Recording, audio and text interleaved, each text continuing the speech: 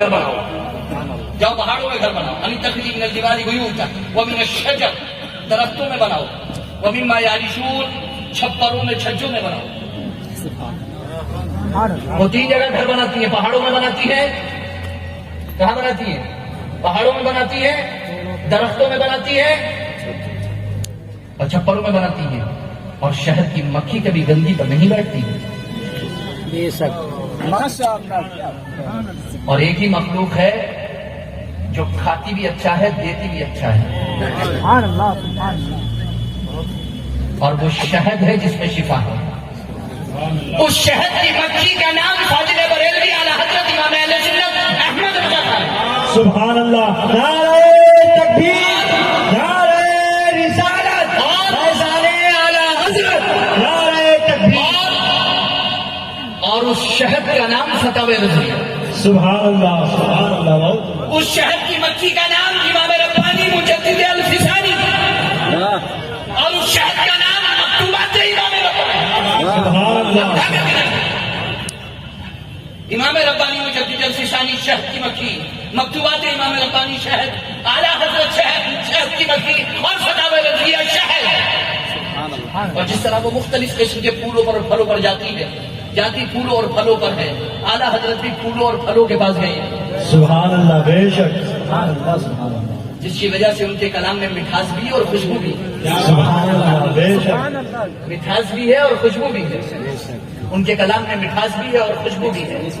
اس شہد کی مکھی کا نام فاضل بریلوی، اس شہد کا نام فتاوی رضویہ. اور شہد کبھی کبھی کسی کو ایک بار میں فائدہ نہیں دیتا، کبھی کبھی 3 بار استعمال کرنا پڑتا.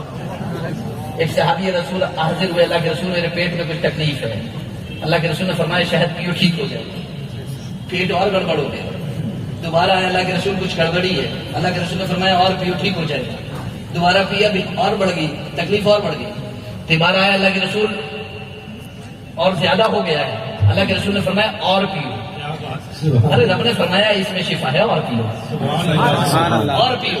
تیسری بار پی کر کے اللہ کے رسول نے بالکل ٹھیک ہو. سبحان اللہ. تو جسے ایک بار میں فتاوی رضویہ سے شفا نہ ملے وہ دوسری بار پڑھے. کیا بات ہے. جسے 2 بار میں شفا نہ ملے وہ 3 بار پڑھے. سبحان اللہ. خدا کی قسم شفا ملے گی، شفا ہے، شفا ملے گی انشاءاللہ. لیکن پڑھو. تو شیخ اتصال کی 4 شرطیں ہیں. سنی صحیح العقیدہ ہو، امام اہل سنت سنی صحیح العقیدہ، امام ربانی سنی صحیح العقیدہ. عالم ہو، وہ صرف اپنی ضرورت کے عالم نہیں ہے، عالم کی ضرورت کے عالم ہے. وہ اپنی ضرورت کے عالم نہیں، عالم کی ضرورت کے عالم ہے. وہ عالم اسلام کی ضرورت کے عالم ہے. نمبر 3، فسق فجور، کبیرہ تو کبیرہ وہ صغیرہ پر اصرار سے بھی، اور وہ خلاف اولیٰ سے بھی بچتے ہیں. اور وہ کس کے ماننے والے ہیں؟ اس امام کے جس کے بارے میں امام ربانی مجدد الفسانی نے فرمایا. امام اعظم ابو حنیفہ کے ایک بار وضو میں ایک مستحب چھوٹ گیا تو 40 سال کی نماز قضا کی. اللہ. کس امام کی بات کر رہے ہیں ہم؟ وہی لوگ ہیں جو آج فقہ حنفی پر، حنفی اسکول پر جو ہے وہ کیچڑ اچھالتے ہیں، گندگی اچھالتے ہیں، اور اسے مقبول کرنے کی کوشش کرتے ہیں، اور غیر مقلدیت پھیلاتے ہیں، آزادی پھیلاتے ہیں، لوگوں کو بے راہ رو بناتے ہیں، بے راہ روی کا شکار بناتے ہیں. اور چوتھی شرط اس کا سلسلہ متصل ہو. اور جہاں تک اتصال کی بات رہی نا، سلسلے کے اتصال کی بات، تو خدا کی قسم ہمارے سروں پر رکھی ہوئی ٹوپیوں کی سند بھی ہمارے پاس موجود ہے کہ ان کی سند ہے. کیا بات ہے. سبحان اللہ. 4 سلسلوں میں ٹوپی ملتی ہے. ایک ٹوپی کی نسبت ابو بکر صدیق کی طرف، تو دوسری ٹوپی کی نسبت عمر فاروق اعظم کی سبحان طرف، اللہ. تو تیسری ٹوپی کی نسبت عثمان غنی کی طرف، تو چوتھی ٹوپی کی نسبت علی حیدر کرار کی طرف، سبحان اللہ. رضی اللہ تعالیٰ عنہ اجمعین کی طرف. ہمارے سروں پر رکھی ہوئی پگڑیوں کی نسبت اہل سنت کے پاس موجود ہے. اور صرف اتنا ہی نہیں، حضور نے کون سی حدیث کیسے بیان کی تھی؟ اگر ہوٹوں کو حرکت کی تھی تو مسلسل بالشفتین ہمارے پاس. سبحان اللہ. اگر انگلیوں کو ملا کر کے سند دی تھی، حدیث بیان کی تھی، تو حدیث بھی شبکتین بھی ہمارے پاس موجود ہے، المسلسل بھی شبکتین بھی ہمارے پاس موجود ہے، شبکہ بھی ہمارے پاس موجود ہے، ہمارے پاس مسلسل بالتمت بھی موجود ہے، مسلسلات کا ڈھیر لگا ہوا ہے۔ آ کر کے ایک مرتبہ اہل سنت کو پڑھو تو جن کے پاس نالین کی بھی سند موجود ہے، جن کے پاس منہ مبارک کی بھی سند موجود ہے، جن کے پاس دندان مبارک کی بھی سند موجود ہے، جن کے پاس عصای مبارک کی بھی سند موجود ہے، اس کی بات کرتے ہو اہل سنت و جماعت کی؟ اور وہ تو شریعت، حقیقت، طریقت، معرفت کے درجوں پر فائز ہے۔ اور ہم دیکھ رہے ہیں یہ چار شرطیں دونوں کے اندر بدرجہ عدم پائی جاتی ہیں۔ اس کے بعد آتا ہے شیخ ایصال، کہ جو ان شرائط کا جامع ہو، اپنے اندر ان شرائط کو رکھتا ہو، اس کے بعد شیطان کے مکر و فریب سے بچنے کی صلاحیت بھی رکھتا ہو، اس کے مکر و فریب کو جانتا ہو، اس کی چالوں کو جانتا ہو، اور اپنے مرید کی تربیت کی طاقت اور صلاحیت بھی رکھتا ہو، وہ شیخ ایصال۔ فلاح دو قسم کی، میں گفتگو کو جلدی ختم کرتا ہوں۔ فلاح دو قسم کی، فلاح ظاہر، فلاح باطن۔ فلاح ظاہر کو فلاح تقویٰ بھی کہا جاتا ہے، اور فلاح باطن کو فلاح احسان بھی کہا جاتا ہے۔ فلاح یعنی کامیابی، کامیابی دو قسم کی، فلاح تقویٰ، فلاح احسان، یعنی فلاح ظاہر، فلاح باطن۔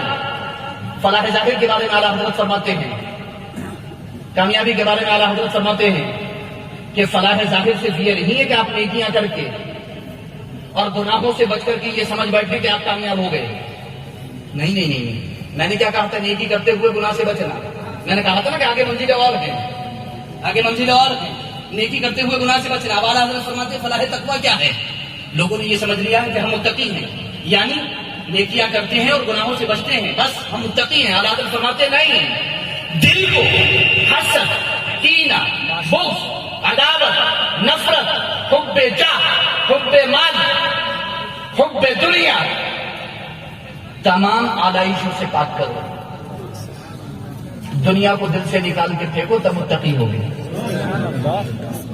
اس کا مطلب یہ نہیں کہ دنیا حاصل مت کرو، وگرنہ قرآن کریم کی آیت کریمہ کا کیا ہوگا جو رب فرماتا ہے رجال اللہ تلہیہم تجارۃ ولا بیع عن ذکر اللہ،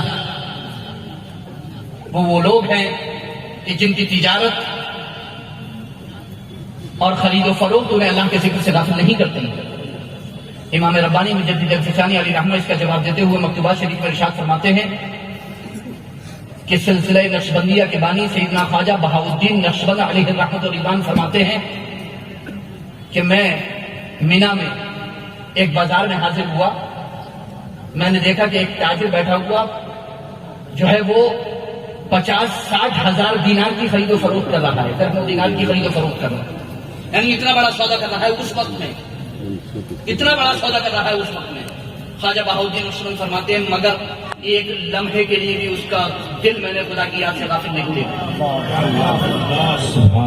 ایک لمحے کے لیے بھی اس کا دل میں نے خدا کی یاد سے غافل نہیں دیکھا، ایک لمحے کے لیے، ایک لمحے کے لیے بھی۔ یہ ہے فلاح ظاہر، یہ ہے فلاح تقویٰ۔ اس کے بعد ہے فلاح احسان۔ فلاح احسان کا مطلب ہے رذائل، خصائل رذیلہ، بری خصلتیں، بری عادتیں، دل کی برائیوں سے متخلا ہو کر اور اچھی باتوں سے، اچھی عادتوں سے متجلا ہو کر پھر رب کا قرب حاصل کرے تو فلاح احسان ہے، یہ ہے فلاح احسان ہے۔ اب یہاں پر ہمیں یہ دیکھنا ہے کہ اعلیٰ حضرت جو اپنے مرشد کی بارگاہ میں گئے اور امام ربانی جو اپنی مرشد کی بارگاہ میں گئے، وہ کون سی فلاح کے لیے گئے تھے؟ وہ کون سی فلاح کے لیے گئے تھے؟ فلاح احسان کے لیے۔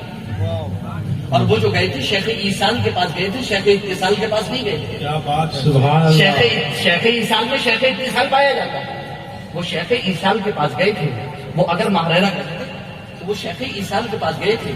اب دیکھنا یہ ہے کہ وہ شیخ ایصال کے پاس گئے، وہ گئے تھے معرفت کے لیے، وہ گئے تھے طریقت، حقیقت اور معرفت کے لیے۔ شریعت تو ان کے پاس تھی، شریعت تو وہ لے کر کے گئے تھے، ان کی شریعت کو دیکھ کر کے تو سب کچھ واضح ہو گیا تھا، اور وہ طریقت کے درجے پر بھی تھے، وہ حقیقت کے درجے پر بھی تھے، وہ معرفت کے درجے پر بھی تھے، مگر اصلاح میں وہ چاہتے تھے کہ ان کا ایک مرشد ہو، اور وہ بے مرشدے بے پیرے نہ ہو، اس لیے وہ پیر و مرشد کے پاس گئے۔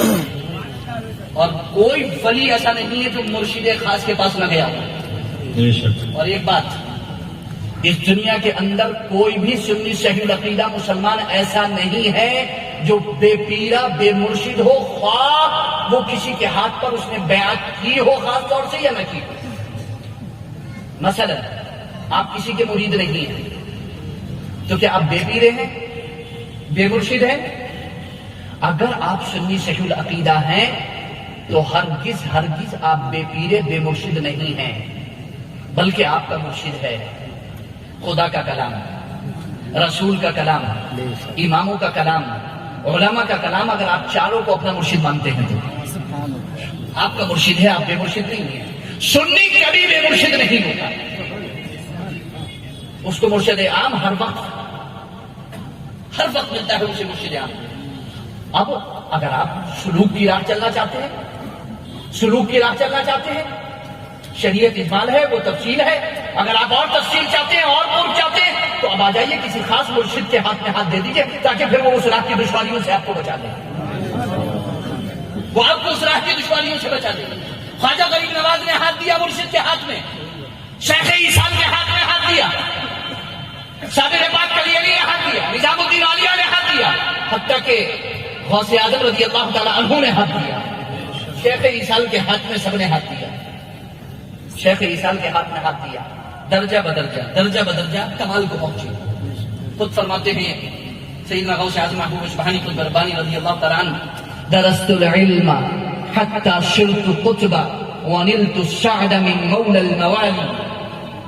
میں علم دین حاصل کرتے کرتے خطبے وقت ہو گیا، میں علم دین حاصل کرتے کرتے خلاصہ، وہ لوگ جو یہ کہتے ہیں کہ آج ملاؤں کی اور پیروں کی نہیں بنے گی، وہ جو یہ کہتے ہیں کہ عالم اور صوفی کی نہیں بنے گی، وہ جھوٹے ہیں، وہ مسخرے شیطان ہیں۔ شیطان ان سے کھیلتا ہے، شیطان ان سے کھیلتا ہے، شیطان ان سے کھیلتا ہے۔ اور اگر کوئی عالم ایسا ہو جو یہ کہے کہ شریعت الگ ہے، طریقت الگ ہے، طریقت والوں کو شریعت کی ضرورت نہیں، تو ایسے علماء کے بارے میں امام ربانی مجدد الفسانی شیخ احمد فاروق سرندی فرماتے ہیں کہ ابلیس لعین بڑی بے فکر سے ان لوگوں پر بھروسہ کیا ہوا فارغ بیٹھا ہے، کیونکہ وہ کہتا ہے کہ ہمارے کام کے لیے اتنی مخلوق موجود ہے تو پھر ہمیں کیا ضرورت ہے پیٹ کا پانی ہلانے کی۔ وہ بہت آرام سے بیٹھا ہے، بہت آرام سے بیٹھا ہے، بہت بھروسہ کیا بیٹھا ہے ایسے لوگوں پر۔ تو وہ جان لے کہ ان کا مرشد ابلیس اور شیطان ہے۔ من لم یکن لہ شیخ فشیخہ شیطان، جو ان مرشدوں میں سے اپنا مرشد نہیں بنائے گا اس کا مرشد شیطان ہوگا، جو شریعت کو اپنا مرشد نہیں بنائے گا اس کا مرشد شیطان ہوگا۔ امام ربانی فرماتے ہیں طریقت اور حقیقت شریعت ہی کی خادم ہے، اس سے الگ کوئی چیز نہیں ہے۔ اور اپنے ایک شخص کو مکتوب لکھا اور مکتوب میں لکھ کر کے کہا کہ آپ اپنی مجلس میں جس طرح تصوف کی کتابیں پڑھتے اور پڑھاتے ہیں اسی طرح فقہ کی کتابیں بھی پڑھیے اور پڑھائیے۔ بلکہ فرماتے ہیں امام ربانی کہ ہو سکتا ہے کہ آپ کی تصوف کی کتابیں اس کو فائدہ نہ دیں، نقصان پہنچا دیں، مگر فقہ کی کتابیں اسے فائدہ ہی پہنچائیں گی، نقصان نہیں پہنچائیں گی۔ اگر آپ فقہ کو الگ کر کے تصوف پڑھائیں گے تو نقصان پہنچے گا۔ اس کا مطلب یہ نہیں ہے کہ تصوف نہیں، تصوف اعلیٰ مقام۔ پہلے شریعت پر تو کامدن کر دیجیے، پہلے پہلی سیڑھی پر تو کھڑی کر دیجیے، اعلیٰ طبقے میں تو جبھی جائیں گے نا۔ اور تمام بزرگان دین اولیاء اکرام اعلیٰ طبقے پر ہیں۔ اب سوچنے کی بات یہ جو باٹم میں کھڑے ہیں وہ ٹاپ والوں کے سلسلے میں غلط بیانی کیسے کر سکتے ہیں؟ جو وہاں تک پہنچے ہی نہیں ہے وہ کیسے کر سکتے ہیں؟ بہت زیادہ۔ تو ہمیں شریعت اور طریقت دونوں کو دیکھنا ہے، اور سب سے پہلے ہمیں شریعت حاصل کرنا ہے اور اس کے بعد ہمیں طریقت کے مقام پر چلنا ہے. تو پہلے شریعت حاصل کیجئے, وہ ہاتھ آ جائے تو پھر طریقت پر چلیے. وگرنہ اتنے بڑے بڑے لوگ موجود ہیں کہ شریعت کا دامن ہاتھ سے چھوٹا ہوا ہے, کھنگال کر کے دیکھو گے تو نیل بٹا سناٹا بالکل صفر نکلے گی. شریعت ان کے پاس نہیں ہے. امام اہل سنت اعلی حضرت اور مجدد الفسانی دونوں کا مشن ہے شریعت اور طریقت کے درمیان, شریعت اور طریقت کے درمیان توفیق کرنا, تطبیق کرنا, جمع کرنا اور بتانا کہ طریقت شریعت سے الگ کوئی چیز نہیں ہے بلکہ اسی کی خادم ہے. اس لیے تمام خانقاہوں کو, تمام علماء کو, تمام صوفیہ کو یہ پیغام ہے, دونوں مجددین, دونوں مجددوں کے حوالے سے, مجددین کے حوالے سے, کہ شریعت کا علم پہلے اپنے مریدوں کو حاصل کرائیں, شریعت کا پابند بنائیں, اور شریعت کا پابند بنا دیں تو پھر راہ سلوک چلائیں, پھر طریقت کی راہ, پھر حقیقت کی راہ, پھر معرفت کی راہ. اور ایک بات یاد رکھیں, صحابہ اکرام کو مرشد عام بھی حاصل تھا, مرشد خاص بھی حاصل تھا. ان کا مرشد عام کتاب اللہ, کلام الرسول, اور مرشد خاص رسول اللہ صلی اللہ علیہ وسلم. امام ربانی فرماتے ہیں وہ پہلے سے ہی حقیقت و معرفت کے درجے پر فائز ہے. ان کو مرشد ہی ایسا ملا ہے, ان کو مرشد ہی ایسا ملا ہے. تو بس ہمیں کیا کرنا ہے, جس طرح ہم اپنے جسموں کو پاک کرتے ہیں ایسے ہی ہمیں اپنی روحوں کو پاک کرنا ہے. جس طرح روح اس جسم کے لیے جو حیثیت رکھتی ہے ایسے ہی عقیدہ عمل کے لیے حیثیت رکھتا ہے.